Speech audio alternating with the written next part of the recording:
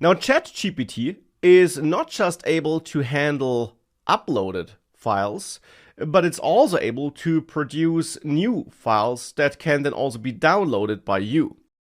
For example, here, where I got this improved version of this text, we could now also ask ChatGPT to give us that text in a text file. For example, by sending this message here to ChatGPT. Please give me that text stored in a .txt file. And here ChatGPT then again produces some code that will indeed generate a new file, and it will then expose a link to that file, which allows us to download that file so that I now got it locally on my system and I can open and read that file locally on my system. So now that you know how Code Interpreter can generally be used, let's explore prompt engineering with Code Interpreter enabled. And the good news here is that in general, the same prompt engineering techniques about which you learned earlier in this course also do apply when working with Code Interpreter. For example, we could create and send a prompt like this to ChatGPT with Code Interpreter enabled. We're giving ChatGPT a role and a goal again, and then some additional context. For example, the input data for this investment, which I want to calculate with that message here. So the amount initially invested, for example, the expected annual rate of return, an additional amount invested that will be invested every year at the end of that year, the duration of this investment, so how long we want to hold it until we want to get our money back. And then I'm giving ChatGPT some additional context regarding the expected result it should produce. So some details about that result it should generate. And with that, with Code Interpreter enabled, if we send a prompt like this to ChatGPT, it will again try to solve this task, and all our extra details will help ChatGPT solve that task. But now, as you can see here, it starts by giving me a formula I could use to derive the value of my investment and all these intermediate results. But it then also goes ahead and produces some code and executes that code to give me the results for that investment. Now here in this case here, it actually produced some wrong results at first. It produced some wrong results because the formatting of those numbers is off, and more importantly, that second row here contains some incorrect result. The interest gained in this second year is not 1,308, but instead 708 would be the correct result here.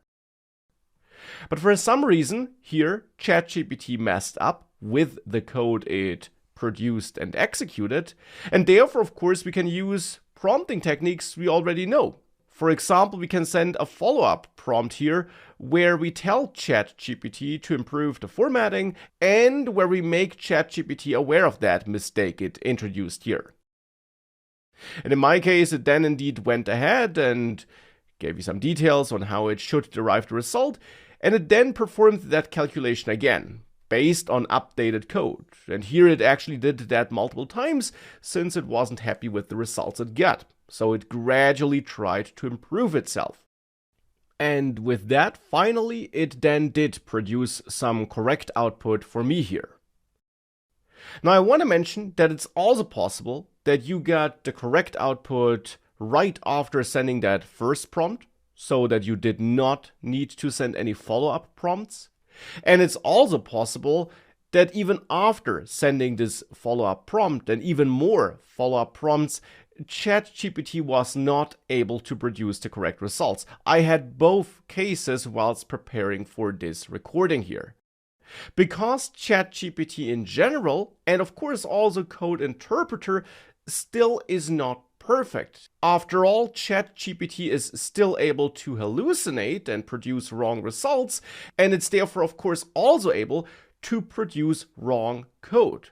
So it absolutely can happen that ChatGPT produces code that does execute correctly, but that simply contains some logical bugs and errors that therefore lead to wrong results.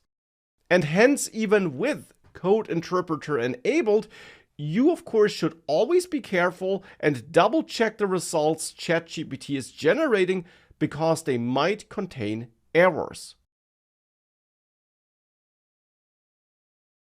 Now, when it comes to prompt engineering with Code Interpreter enabled, the good thing is, in my experience, that in most cases, ChatGPT is able to identify scenarios where producing and executing code leads to better results.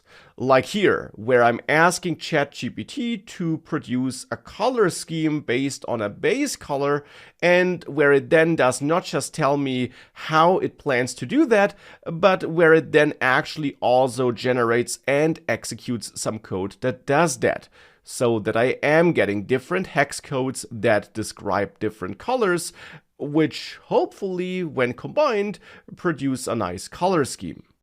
But it also doesn't hurt to fine-tune your prompts and to explicitly tell ChatGPT that it should generate and execute some code.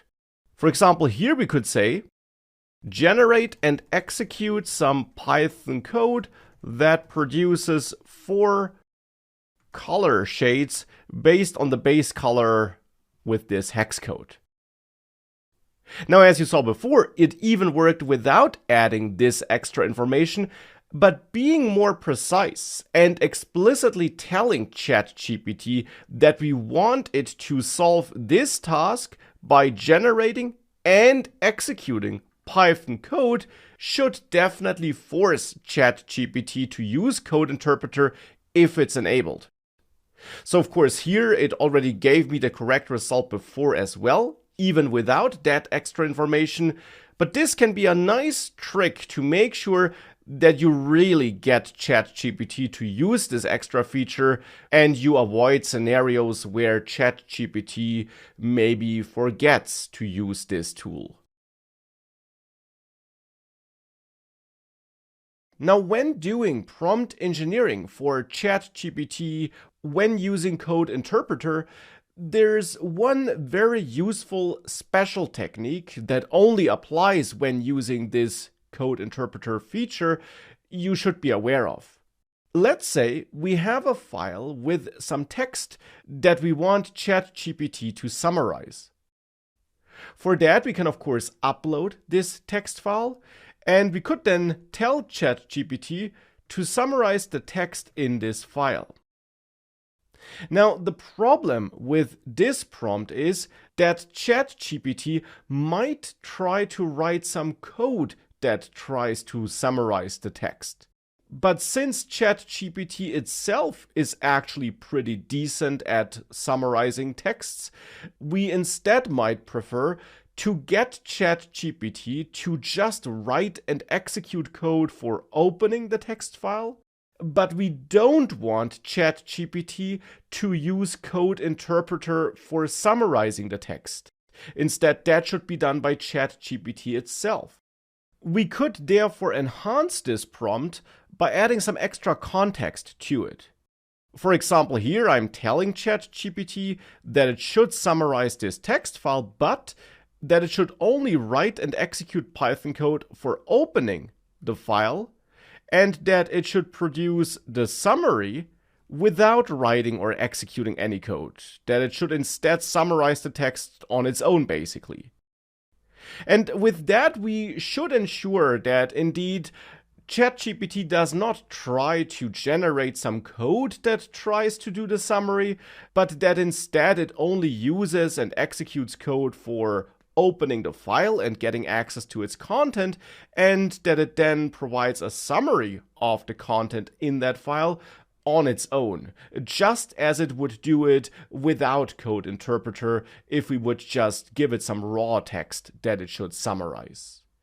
And this is therefore another pretty useful prompting technique you should be aware of, because sometimes you might want that raw ChatGPT behavior without it using code interpreter, at least not for all parts of the task.